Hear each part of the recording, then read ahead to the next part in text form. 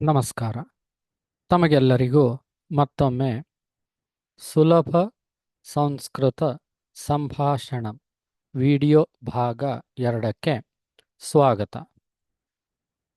ದಯವಿಟ್ಟು ಎಲ್ಲರೂ ಈ ಚಾನಲನ್ನು ವೆಂಕಟೇಶ್ ಹುಂಡೇಕರ್ ಎನ್ನುವ ಚಾನಲನ್ನು ಸಬ್ಸ್ಕ್ರೈಬ್ ಮಾಡಿ, ಲೈಕ್ ಮಾಡಿ, ಶೇರ್ ಮಾಡಿ ಮತ್ತು ಕಮೆಂಟ್ ಮಾಡಿ. ಉದ್ದೇಶ ಎಷ್ಟು ಸಾಧ್ಯವಾಗುತ್ತೋ ಅಷ್ಟು ಮಂದಿಗೆ ನಾವು ಸಂಸ್ಕೃತವನ್ನು ಕಲಿಸುವ ಪ್ರಯತ್ನವನ್ನು ಮಾಡೋಣ. ಮೊದಲನೇ ಪಾಠದಲ್ಲಿ ನಾವು ಭವತಃ ನಾಮ ಕಿಂ, ಭವತ್ಯಾಹ ನಾಮ ಕಿಂ, ತವ ನಾಮ ಕಿಂ ಅನ್ನೋದರ ಬಗ್ಗೆ ನಾವು ಕಲ್ತಿದ್ದೆವು. ಇಲ್ಲಿ ಹೆಸರನ್ನು ಅಂದರೆ ಸಣ್ಣದಾಗಿ ನಮ್ಮ ಪರಿಚಯವನ್ನು ನಾವು ಮಾಡಿಕೊಂಡೆವು. ನಾವು ಹೆಸರನ್ನೇ ಯಾವ ಥರ ಕೇಳಬೇಕು, ನಮಗಿಂತ ಹಿರಿಯರಿಗೆ ಹೇಗೆ ಕೇಳಬೇಕು, ನಮಗಿಂತ ಕಿರಿಯರಿಗೆ ಹೇಗೆ ಕೇಳಬೇಕು, ಮತ್ತು ನಮ್ಮಕ್ಕಿಂತ ಹಿರಿಯರಲ್ಲಿ ಪುರುಷರಿಗೆ ಯಾವ ಥರ ಕೇಳಬೇಕು ಮತ್ತು ಸ್ತ್ರೀಯರಿಗೆ ಯಾವ ಥರ ಕೇಳಬೇಕು ಅನ್ನೋದನ್ನು ನಾವು ಇಲ್ಲಿ ಕಲಿತೀವಿ. ಅದನ್ನೇ ನಾನು ಕ್ವಿಕ್ಕಾಗಿ ಒಂದ್ಸಲ ರಿವಿಷನ್ ಮುಗಿಸ್ಕೊಂಡು ಇವತ್ತಿನ 2ನೇ ಪಾಠಕ್ಕೆ ನಾನು ಮತ್ತೆ ಬರ್ತೀನಿ. ನಾವು ಲಾಸ್ಟ್ ಕ್ಲಾಸ್ನಲ್ಲಿ ಭವತಃ ನಾಮ ಕಿಂ, ತಮ್ಮ ಹೆಸರು ಏನು, ಇದನ್ನು ನಾವು ಪುರುಷವಾಚಕ ಶಬ್ದಗಳಿಗೆ ಮತ್ತು ನಮ್ಮಕ್ಕಿಂತ ಹಿರಿಯರಿಗೆ ಇದನ್ನು ನಾವು ಕೇಳುವಂತಹ ರೂಢಿ ಉಂಟು. ಅದೇ ತರಹ ನಮ್ಮಕ್ಕಿಂತ ಹಿರಿಯರಾದಂತಹ ಸ್ತ್ರೀ ನಮ್ಮ ಅಕ್ಕ ಇರಬಹುದು, ತಾಯಿ ಇರಬಹುದು, ಅಜ್ಜಿ ಇರಬಹುದು. ಈ ಥರ ಹಿರಿಯರಾದಂತಹ ಸ್ತ್ರೀವಾಚಕ ಶಬ್ದಗಳಿಗೆ ನಾವು ಭವತ್ಯಾಹ ನಾಮ ಕಿಂ ಅಂತ ಹೇಳಿ ಕೇಳ್ತೀವಿ. ನಮ್ಗಿಂತ ಕಿರಿಯರು, ಸಣ್ಣ ವಯಸ್ಕರರು, ವಿದ್ಯಾರ್ಥಿಗಳಿಗೆ ನಾವು ಕೇಳಬೇಕಾದಾಗ ತವ ನಾಮ ಕಿಂ ಅಂತ ಹೇಳಿ ಕೇಳುವಂತಹ ರೂಢಿ ಇದೆ. ಇದನ್ನು ನಾವು ಮೊದಲನೇ ಪಾಠದಲ್ಲಿ ಕಲ್ತೀವಿ. ಇವತ್ತ 2ನೇ ಪಾಠ ದ್ವಿತೀಯ ಪಾಠ ಅಂತ ಹೇಳಿ. ಏನು ಈ ಪಾಠದ ಹೆಸರು ಅಂತಂದರೆ ಏಷಃ ಸಹ, ಏಷಾ ಸಾ ಮತ್ತೆ ಏತತ್ ತತ್ ಅಂತ ಹೇಳಿ. ಈ ಪಾಠವನ್ನು ನಾನು 3 ಭಾಗವಾಗಿ ವಿಂಗಡಣೆ ಮಾಡ್ತೀನಿ. ಒಂದು ಮೊದಲೇ ಭಾಗ ಏಷಃ ಸಹ ಮೊದಲೇ ಭಾಗ, 2ನೇ ಭಾಗ ಏಷಾ ಸಾ ಮತ್ತೆ 3ನೇ ಭಾಗ ಏತತ್ ತತ್. ಇವತ್ತ ನಾವು ಅದರಲ್ಲಿ ಮೊದಲನೇ ಭಾಗವನ್ನು ನೋಡೋಣ. ಅದು ಏಷಃ ಸಹ. ಇದನ್ನು ನಾವು ಪ್ರಶ್ನೆ ಕೇಳುವಾಗ ಏಷಃ ಕಹ, ಸಹ ಕಹ ಅಂತ ಹೇಳಿ ನಾವು ಪ್ರಶ್ನೆಯನ್ನು ಕೇಳ್ತೀವಿ. ಏನ್ರಿ ಹಿಂಗಂದ್ರೆ ಏಷಃ ಕಹ ಸಹ ಕಹ ಅಂತಂದ್ರೆ ಏನು? ಏಷಃ ಅಂತಂದ್ರೆ ಯಹ, ಹಿಂದಿ ಒಳಗೆ ನಾವು ಯಹ ಅಂತೀವಿ, ಇಂಗ್ಲಿಷ್ನಲ್ಲಿ ನಾವು ಧಿಸ್ ಅಂತ ಹೇಳಿ ಹೇಳ್ತೀವಿ. ಓಕೆ, ಅದೇ ತರಹ ಸಹ ಅಂತಂದ್ರೆ ದ್ಯಾಟ್ ಅಂತ ಹೇಳಿ ಇಂಗ್ಲಿಷ್ನಲ್ಲಿ ಹೇಳ್ತೀವಿ, ಅದೇ ಹಿಂದಿಯಲ್ಲಿ ವಹ ಅಂತ ಹೇಳಿ ಹೇಳ್ತೀವಿ. ಸಾಮಾನ್ಯವಾಗಿ ನಾವು ಕನ್ನಡದಲ್ಲಿ ಹೇಳಬೇಕಾಗಿತ್ತು ಅಂತಂದ್ರೆ ಸಮೀಪದ ವಸ್ತುಗಳಿಗೆ ನಾವು ಹೇಳಬೇಕಾದಾಗ ಇದು ಅಂತ ಹೇಳಿ ಹೇಳ್ತೀವಿ. ದೂರದ ವಸ್ತುಗಳಿಗೆ ನಾವು ಅದು ಅಂತ ಹೇಳಿ ಯಾವ ಥರ ಹೇಳ್ತೀವೋ ಅದೇ ತರಹ ಸಮೀಪದ ವಸ್ತುಗಳ ಬಗ್ಗೆ ನಾವು ಏನಾದರೂ ಪ್ರಶ್ನೆಯನ್ನು ಕೇಳಬೇಕಾದಾಗ ಏಷಃ ಅಂತ ಹೇಳಿ ನಾವು ಪ್ರಯೋಗ ಮಾಡ್ತೀವಿ. ಅದೇ ತರಹ ನಮ್ಮಿಂದ ಸ್ವಲ್ಪ ದೂರದಲ್ಲಿರುವಂತಹ ಪದಗಳಿಗೆ ನಾವು ಪ್ರಶ್ನೆಗಳನ್ನು ಹಾಕಬೇಕಾದಾಗ ನಾವು ಸಹ ಅನ್ನುವಂತಹ ಪದವನ್ನು ಉಪಯೋಗ ಮಾಡ್ತೀವಿ. ಇವು ಎರಡೂ ಕೂಡ ಪುರುಷವಾಚಕ ಶಬ್ದಗಳು. ಇದನ್ನು ನಾವು ಪುರುಷವಾಚಕ ಶಬ್ದಗಳು, ಪುರುಷರಿಗೆ, ನಮ್ಗಿಂತ ಹಿರಿಯರಿಗೆ ಕೂಡ ಇದನ್ನು ನಾವು ಉಪಯೋಗ ಮಾಡುವಂತಹ ಶಬ್ದ. ಇದನ್ನ ನೋಟ್ ಮಾಡ್ಕೋಬೇಕೆಲ್ಲರೂ, ಬಹಳ ಇಂಪಾರ್ಟೆಂಟ್ ಆದದ್ದು. ಈಗ ಇದರ ಏಷಃ ಕಹ ಅಂತ ಹೇಳಿ ಕೇಳಿದಾಗ ನಮಗೆ ಆನ್ಸರ್ ಬರುತ್ತೆ. ಒಂದಿಷ್ಟು ಎಕ್ಸಾಂಪಲ್ಸನ್ನು ನೋಡೋಣ. ಏಷಃ ಅಧ್ಯಾಪಕ, ಇವರು ಅಧ್ಯಾಪಕರು. ಮತ್ತೆ ಸಹ ಕಹ, ಸಹ ಶಿಕ್ಷಕ. ನೋಡ್ರಿ, ಅವರು ಶಿಕ್ಷಕರು. ಹಂಗಂದ್ರೆ ನಮಗೊಂದು ಪ್ರಶ್ನೆ ಬರುತ್ತೆ, ಸಂಸ್ಕೃತದಲ್ಲಿ ಏಷಃ ಅಂತಂದಾಗ ಅಧ್ಯಾಪಕ ಉಪಯೋಗ ಮಾಡಬೇಕು, ಸಹ ಅಂದಾಗ ಶಿಕ್ಷಕ ಉಪಯೋಗ ಮಾಡಬೇಕಾ ಅಂತ ಹೇಳಿ. ಹಾಗೇನಿಲ್ಲ. ಅಧ್ಯಾಪಕ ಅನ್ನೋದು ಮಸ್ಕ್ಯುಲೈನ್ ಜೆಂಡರ್ ಆಗುತ್ತೆ. ಅಂತಂದರೆ ನಾವು ಪುರುಷವಾಚಕ ಶಬ್ದ ಅಥವಾ ಪುಲ್ಲಿಂಗ ಶಬ್ದಗಳಿಗೆ ಅಧ್ಯಾಪಕ ಅಂತ ಹೇಳಿ ನಾವು ಉಪಯೋಗ ಮಾಡ್ತೀವಿ. ಅದೇ ತರಹ ಶಿಕ್ಷಕ ಅನ್ನೋದು ಕಾಮನ್ ಜೆಂಡರ್ ಆಗುತ್ತೆ. ಅಷ್ಟೇ ಫರಕು, ಅಷ್ಟೇ ಡಿಫ್ರೆನ್ಸೇ ಹೊರತು ಬೇರೆ ಯಾವುದೇ ತರಹದ ಡಿಫ್ರೆನ್ಸ್ ಇಲ್ಲ.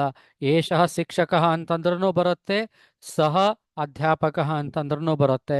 ಆದರೆ ಡಿಫ್ರೆನ್ಸ್ ಎರಡಕ್ಕೂ ಏನಪ್ಪ ಅಂತಂದರೆ, ಏಷಃ ಅಧ್ಯಾಪಕ ಅಂತಂದರೆ ಅಧ್ಯಾಪಕರು ನಮ್ಮ ಸಮೀಪದಲ್ಲಿನೇ ಇರ್ತಾರೆ, ಅದಕ್ಕೆ ಏಷಃ ಅಧ್ಯಾಪಕ. ಶಿಕ್ಷಕರು ಅಥವಾ ಅಧ್ಯಾಪಕರು ನಮ್ಮಿಂದ ದೂರದಲ್ಲಿದ್ದಾಗ ಸಹ ಅಧ್ಯಾಪಕ ಅಥವಾ ಸಹ ಶಿಕ್ಷಕ ಅಂತ ಹೇಳಿನೂ ಕೂಡ ನಾವು ಉಪಯೋಗವನ್ನು ಮಾಡ್ತೀವಿ. ಅದೇ ತರಹ ಇನ್ನೊಂದೆರಡು ಎಕ್ಸಾಂಪಲ್ ನೋಡೋದಾದ್ರೆ, ಸಹ ಗಜಃ, ಇದು ಆನೆ. ಯಾಕಪ್ಪ ಅಂದ್ರೆ ಇದು ನಮ್ಮ ಸಮೀಪದಲ್ಲಿನೇ ಇದೆ, ಅದಕ್ಕೆ ನಾನು ಏಷಃ ಅಂತ ಹೇಳಿ ಉಪಯೋಗ ಮಾಡಿದೆ. ಸಹ ಗಜಃ, ನೋಡ್ರಿ ಇಲ್ಲಿ ಆನೆ ನಮ್ಮಿಂದ ಒಂದು ಸ್ವಲ್ಪ ದೂರದಲ್ಲಿದೆ, ಅದಕ್ಕೆ ಸಹ ಗಜಃ ಅಂತ ಹೇಳಿ ಪ್ರಯೋಗವನ್ನು ಮಾಡಿದೆ. ಮತ್ತೊಂದು ಎಕ್ಸಾಂಪಲ್ ಅನ್ನು ನೋಡಿದಾಗ, ಏಷಃ ಬಾಲಕಃ, ಒಬ್ಬ ಹುಡುಗ ನಮ್ಮ ಸಮೀಪದಲ್ಲಿನೇ ಇದ್ದಾನೆ, ಅದಕ್ಕೆ ಇವನು ಹುಡುಗನು, ಇವನು ಬಾಲಕನು. ಸಹ ಬಾಲಕಃ, ಸ್ವಲ್ಪ ದೂರದಲ್ಲಿದ್ದಾನೆ ಆ ಹುಡುಗ, ಅದಕ್ಕೆ ಸಹ ಬಾಲಕಃ ಅಂತ ಹೇಳಿ ನಾವು ಇದನ್ನ ಉಪಯೋಗ ಮಾಡ್ತೀವಿ.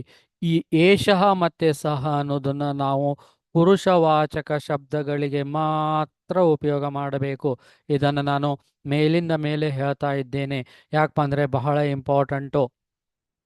ಓಕೆ, ಈಗ ನಮಗೆ ಪ್ರಾಕ್ಟೀಸ್ ಮಾಡಲಿಕ್ಕೆ ನಾನು ಕೆಲವೊಂದಿಷ್ಟು, ಮತ್ತು ನಮ್ಮ ವೆಕ್ಯಾಬ್ಯುಲರಿನೂ ಡೆವಲಪ್ ಆಗಲಿ ಮತ್ತು ನಮಗೆ ಪ್ರಾಕ್ಟೀಸ್ ಆಗಲಿ ಅಂತ ಹೇಳಿ ಕೆಲವೊಂದಿಷ್ಟು ಪುರುಷವಾಚಕ ಶಬ್ದಗಳು, ಕೆಲವೊಂದಿಷ್ಟು ಮೃಗಗಳ ಹೆಸರು, ಕೆಲವೊಂದಿಷ್ಟು ಪಕ್ಷಿಗಳ ಹೆಸರುಗಳನ್ನು ನಿಮಗೆ ಇಲ್ಲಿ ನಾನು ತೋರಿಸ್ತಾ ಹೋಗ್ತೀನಿ. ಅವುಗಳನ್ನು ಉಪಯೋಗಿಸಿಕೊಂಡು ನಾವು ಕೂಡ ಅಭ್ಯಾಸ ಮಾಡಬಹುದು.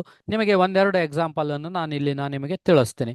ಕೃಷಕ ಅಂತಂದ್ರೆ ಏನು? ಫಾರ್ಮರ್, ಕೃಷಿ ಮಾಡುವವರು ಅಂತ ಹೇಳಿ ಹೇಳ್ತೀವಿ ನಾವು. ಅದನ್ನ ಏಷಃ ಕೃಷಕಃ, ಅವರು ನಮ್ಮ ಸಮೀಪದಲ್ಲಿದ್ದರೆ ಏಷಃ ಕೃಷಕಃ, ಅಥವಾ ಅವರು ನಮ್ಮಿಂದ ದೂರದಲ್ಲಿದ್ದರೆ ಸಹ ಕೃಷಕಃ ಅಂತ ಹೇಳಿ ಹೇಳಬಹುದು. ವೃಷಭ ಅಂತಂದ್ರೆ ಎತ್ತು, ಏಷಃ ವೃಷಭಃ ಸಹ ವೃಷಭಃ. ಭಲ್ಲೂಕಃ ಕರಡಿ, ಏಷಃ ಭಲ್ಲೂಕಃ ಸಹ ಭಲ್ಲೂಕಃ. ಈ ತರಹ ಮಂಡೂಕಃ, ಕಪೋತಃ, ಪರ್ಯಂಕಃ, ದೂರಭಾಷಃ, ಕಾಕಃ, ಸೌಚಿಕಃ, ಇವೆಲ್ಲಾನು ಕೂಡ ಪುರುಷವಾಚಕ ಶಬ್ದಗಳೇ. ಯಾಕೆ ಸರ್ ಇವೆಲ್ಲಾನು ಪುರುಷವಾಚಕ ಶಬ್ದಗಳು ಅಂತ ಹೇಳ್ತೀರಿ ಅಂತಂತಂದ್ರೆ, ಈ ಪದಗಳು ಅದಿಂದ ಎಂಡ್ ಆಗಿದೆ, ಕ ಪ್ಲಸ್ ಅ, ಕ. ಅದೇ ತರಹ ಬೇರೆ ಬೇರೆ ಪುರುಷವಾಚಕ ಶಬ್ದಗಳನ್ನು ಕೂಡ ಅಂತ್ಯಾಕ್ಷರಗಳಿಂದ ನಾವು ಕಂಡು ಹಿಡಿತೀವಿ. ಅದನ್ನು ನಾವು ಮತ್ತೆ ಮುಂದೆ ಬರುವಂತಹ ಕ್ಲಾಸ್ನಲ್ಲಿ ಅದರ ಬಗ್ಗೆ ಇನ್ನೆಷ್ಟು ಮಾಹಿತಿಯನ್ನು ನಾನು ನಿಮಗೆ ತಿಳಿಸಿಕೊಡ್ತೀನಿ. ಮುಂದೆ ಕೆಲವೊಂದಿಷ್ಟು ಪಕ್ಷಿಗಳ ಹೆಸರು ಮೇಲ್ಗಡೆ ಸಂಸ್ಕೃತದಲ್ಲಿದೆ, ಕೆಳಗಡೆ ಹಿಂದಿಯಲ್ಲಿದೆ. ಇಲ್ಲಿ ನೋಡ್ರಿ, ಉಷ್ಟ್ರ ಪಕ್ಷಿ ಅಂತ ಹೇಳಿದೆ, ಇದು ಸ್ತ್ರೀಲಿಂಗ ಪದ ಆಗತ್ತೆ, ಇದನ್ನ ಏಷಃ ಜೋಡಿ ಉಪಯೋಗ ಮಾಡಲಿಕ್ಕೆ ಬರಲ್ಲ. ಕಪಾಲಿ ಅಂತ ಹೇಳಿ ಬರುತ್ತೆ, ಇದನ್ನು ಕೂಡ ಸ್ತ್ರೀವಾಚಕ ಶಬ್ದ ಆಗತ್ತೆ, ಇದನ್ನು ಕೂಡ ನಾವು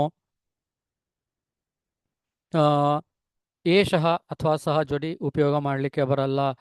ಓಕೆ, ಪುರುಷವಾಚಕ ಶಬ್ದಗಳ ಏಷಃ ಮತ್ತೆ ಸಹ ಈ ಶಬ್ದಗಳ ಜೊತೆಗೆ ಯಾವ್ಯಾವ ಬರ್ತಾವ ಅನ್ನೋದನ್ನು ನಾನು ನಿಮ್ಮ ಮುಂದೆ ಹೇಳಲಿಕ್ಕೆ ಇಷ್ಟಪಡ್ತೀನಿ. ಮಯೂರಃ, ಶ್ವೇನಃ, ಶುಕಃ, ಚಟಕಾಹ, ಉಲ್ಲೂಕಃ, ಕಾಕಃ, ಕಪೋತಃ, ಹಂಸಃ, ಸಾರಿಕಃ, ಸಾರಸ ಸಾರಸಃ. ಓಕೆ, ರಾಜಃ, ಹಂಸಃ, ವರ್ತಕಃ, ಮೀನರಂಕಃ. ಈ ಪದಗಳು ಪುರುಷವಾಚಕ ಪದಗಳು. ಇವುಗಳನ್ನು ಏಷಃ ಮತ್ತು ಸಹ ಜೊತೆಗೆ ನಾವು ಉಪಯೋಗ ಮಾಡಬೇಕು. ಮತ್ತು ಅದೇ ತರಹ ಕೆಲವೊಂದಿಷ್ಟು ಪ್ರಾಣಿಗಳ ಹೆಸರುಗಳನ್ನು ಕೂಡ ಇಲ್ಲಿ ಕೊಟ್ಟಿದ್ದಾರೆ. ಈ ಎಲ್ಲ ಪ್ರಾಣಿಗಳ ಹೆಸರುಗಳು ಕೂಡ ಪುರುಷವಾಚಕ ಶಬ್ದಗಳೇ. ಈ ಎಲ್ಲವುಗಳನ್ನು ಕೂಡ ನಾವು ಏಷಃ ಮತ್ತು ಸಹ ಜೋಡಿ ಉಪಯೋಗ ಮಾಡಿಕೊಂಡು ನಾವು ಒಂದು ಸೆಂಟೆನ್ಸ್ನ ಫಾರ್ಮೇಷನ್ ಮಾಡಬಹುದು. ಯಾವ ಥರಪ್ಪ ಅಂದರೆ, ಏಷಃ ಸಿಂಹಃ ಸಹ ಮರ್ಕಟಃ, ಏಷಃ ವ್ಯಾಘ್ರಃ ಸಹ ವ್ಯಾಘ್ರಃ. ಈ ತರಹ ಉಳಿದ ಎಲ್ಲ ಪ್ರಾಣಿಗಳ ಲಿಸ್ಟ್ಗೆ ನೀವು ಟ್ರೈ ಮಾಡಿರಿ, ಅಭ್ಯಾಸವನ್ನು ಮಾಡಿರಿ. ಅಭ್ಯಾಸ ಮಾಡೋದ್ರಿಂದ ನೀವು ಪ್ರಾಕ್ಟೀಸ್ ಎಷ್ಟು ಮಾಡ್ತಿರೋ ಅಷ್ಟು ನಿಮಗೆ ಸಂಸ್ಕೃತ ಚೆನ್ನಾಗಿ ಮತ್ತೆ ಲಘು ಲಘುನೇ ಬರುತ್ತೆ. ಮತ್ತೆ ಇಲ್ಲಿ ಮತ್ತೊಂದಿಷ್ಟು ಮೃಗಗಳ ಹೆಸರುಗಳನ್ನು ನಿಮ್ಮ ಮುಂದೆ ಕೊಟ್ಟಿದ್ದೇನೆ. ಫಾರ್ ಎಕ್ಸಾಂಪಲ್, ವಾನರಃ, ಏಷಃ ವಾನರಃ, ಸಹ ವಾನರಃ, ಏಷಃ ಸರ್ಪಃ, ಶಃ ಸರ್ಪಃ, ಏಷಃ ಶಶಕಃ, ಸಹ ಶಶಕಃ. ಈ ತರಹ ನೀವು ಕೂಡ ಪ್ರಾಕ್ಟೀಸ್ ಮಾಡ್ರಿ. ಇದರಲ್ಲಿ ನಿಮಗೇನಾದರೂ ಡೌಟ್ಸು ಅಥವಾ ಸಂಶಯಗಳು, ಕ್ವಶನ್ಸ್ಗಳಿದ್ದರೆ ನೀವು ನನ್ನ ಚಾನಲ್ನಲ್ಲಿನೂ ಕೂಡ ಕಮೆಂಟ್ಸ್ನಲ್ಲಿನೂ ಕೂಡ ಪ್ರಶ್ನೆಯನ್ನು ಹಾಕಿದರೆ ರೆಸ್ಪಾಂಡ್ ಮಾಡ್ತೀನಿ. ಅಥವಾ ನಿಮಗೆ ಅಲ್ಲಾಗಲಿಲ್ಲ ಅಂತಂದರೆ hundekar.venkatesh@gmail.comಗೂ ಕೂಡ ನೀವು ಕ್ವಶನ್ಸನ್ನು ಹಾಕಬಹುದು. ಅಥವಾ 9036038733ಗೆ ಕೂಡ ವಾಟ್ಸಪ್ ಮಾಡುವುದರ ಮುಖಾಂತರನೂ ಕೂಡ ನೀವು ನನಗೆ ಪ್ರಶ್ನೆಯನ್ನು ಕಳಿಸಬಹುದು. ಇಷ್ಟು ಹೇಳಿ ಇವತ್ತಿನ ಕ್ಲಾಸನ್ನು ಮುಗಿಸ್ತೀನಿ. ಧನ್ಯವಾದಗಳು. ನಮಸ್ಕಾರ.